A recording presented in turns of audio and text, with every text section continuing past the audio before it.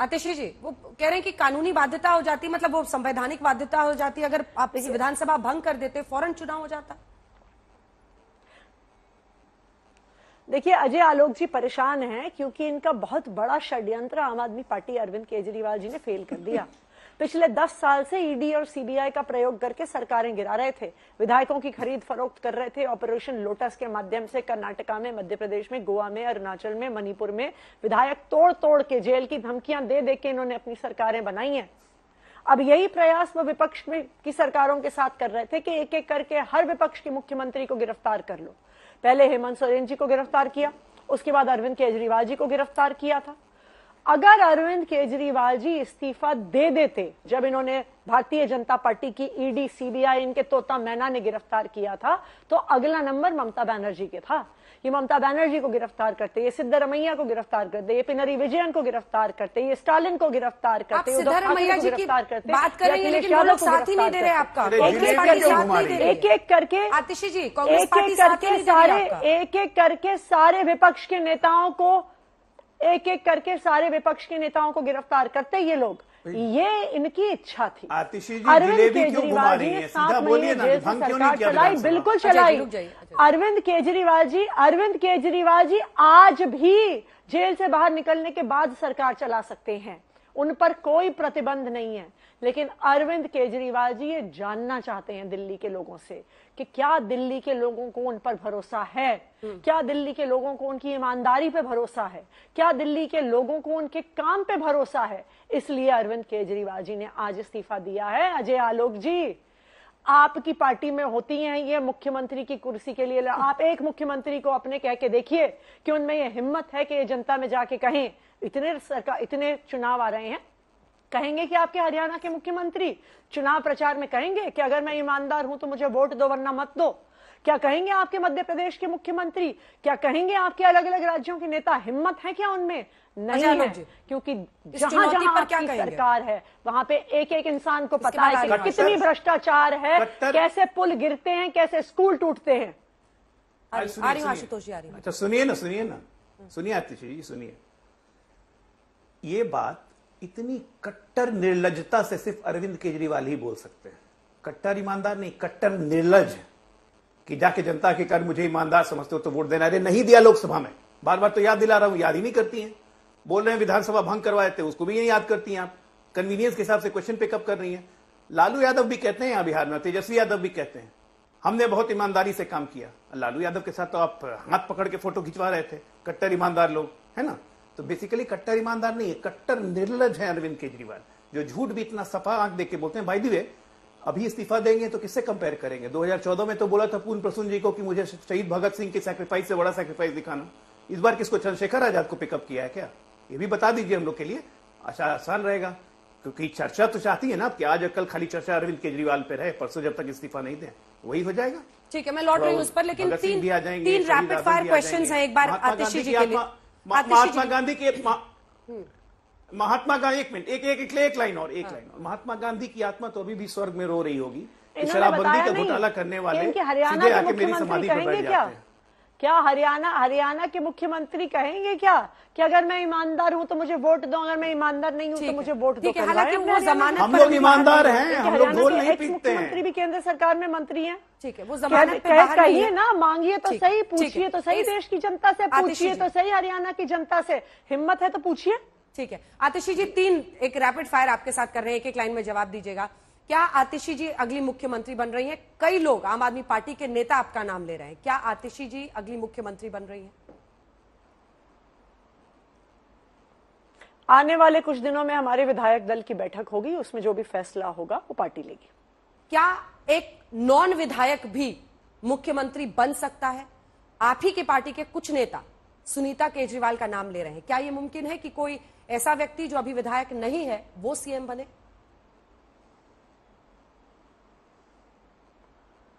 देखिए, टेक्निकली तो शायद ये लीगली संभव है, परंतु 6 महीने के अंदर अंदर अगर कोई नॉन विधायक मुख्यमंत्री या मंत्री बनता है तो 6 महीने के अंदर अंदर उनको चुनाव जीतना होगा। ऐसे संकेत लग रहे हैं आपकी बात से कि सुनीता केजरीवाल के नाम पर मुहर लग सकती है। आतिशी जी प्लीज, अजय जी बीच में। जैसा मैंने कहा अंजना जी, विधायक दल की बैठक है, कल परसों में होगी, आपको सारे अपने सवालों के जवाब मिल जाएंगे। आप दोनों में ही इनकार नहीं कर रही हैं ना अपने नाम पर, लेकिन आपने कहा कि अगर कोई बनता है जो कि विधायक नहीं है तो 6 महीने के अंदर तो वैसे भी चुनाव होने हैं। 23 फरवरी को वैसे भी दिल्ली सरकार देखिए अंजना जी, देखिए अंजना जी, जो भी देखिए अंजना जी, ना आपको पता है ना मुझे पता है कि विधायक दल क्या फैसला लेगा। तो आपके हर सवाल का जवाब यही है कि जब विधायक दल की बैठक होगी उसमें निर्णय होगा कि अगला मुख्यमंत्री अभी लेकिन कहा जा रहा है कि सबसे ज्यादा अरविंद जी आप ही पर भरोसा कर रहे हैं, सबसे ज्यादा मंत्रालय तिरंगा लहराने के लिए आपका नाम जेल से भेजना है एलजी को, और आपको अलॉटेड घर में मनीष जी रह रहे हैं, तो कई लोग ये मानते हैं जी अगर आप सबसे सुरक्षित रहेंगी खड़ा। अंजना जी, आप सवाल पूछ रही हैं जवाब दे रही हैं? पूछ रही हूँ। आप सवाल पूछ रही हैं कि जवाब दे रही हैं? मैंने तो आपको जवाब दे दिया है कि विधायक दल की बैठक में फैसला होगा, जैसे फैसला होगा तो हम आपको भी बता देंगे। आतिशी जी, सबसे ज्यादा मंत्रालय संभालने वाले मंत्री के तौर पर अगला प्रश्न यह है, बीजेपी पूछ रही है, जिसे वो शीश महल कहते हैं उनके घर को, क्या वो घर भी खाली करेंगे मुख्यमंत्री जी? देखिए अरविंद केजरीवाल जी अगर जब इस्तीफा अपना दे देते हैं तो उसके बाद जो भी मुख्यमंत्री के पद से जुड़ी हुई फैसिलिटीज हैं उनको बिल्कुल छोड़ेंगे। मतलब आप इसकी पुष्टि कर रही हैं कि वो घर भी छोड़ेंगे? बिल्कुल, अगर मुख्यमंत्री पद छोड़ेंगे तो उससे जुड़ी हुई सारी फैसिलिटीज छोड़ेंगे। फिर आप गुस्साइएगा मत, लेकिन कहा यही जा रहा है कि जैसे आपको अलॉट हुआ सीएम डिप्टी सीएम का घर, वैसे ही सीएम का घर आपको अलॉट हो जाएगा और अरविंद जी उसमें रह पाएंगे। क्या ऐसी कोई प्लानिंग की जा रही है? देखिए जैसा मैंने आपको कहा कि अरविंद केजरीवाल जी 2 दिन के बाद इस्तीफा देने वाले हैं। एक बार उनका इस्तीफा स्वीकार हो जाता है और वो दिल्ली के मुख्यमंत्री जब वो नहीं रहेंगे तो वो दिल्ली के मुख्यमंत्री पद से जुड़ी हुई कोई भी फैसिलिटीज अपने पास नहीं रखेंगे। चलिए ठीक है, अब वापस आते हैं बहस पे। तमाम मेरे सवालों से संतुष्ट, जवाबों से संतुष्ट नहीं रहती हैं अंजना जी। मैं कुछ भी जवाब देती हूँ, आप बार बार वही सवाल पूछती रहती हैं, क्योंकि आपको मेरे जवाबों पर भरोसा नहीं है। मुझे ये पता करना था कि सीएम कौन अगला बनेगा, क्योंकि 2 दिन की बात है, वरिष्ठ नेताओं के साथ बैठक हुई है, तो मैं ये मान रही हूँ कि आप लोगों ने डिसाइड किया होगा मिलकर कि किसको अगला सीएम बनाना है। यूं ही इतना बड़ा दाव नहीं खेला जा सकता है, क्योंकि चिंता तो ये भी होगी ना, एक हेमंत सोरेन के चंपई सोरेन थे, एक चंपई सोरेन तो आपको भी खोजना है, विश्वास वाला, भरोसा वाला।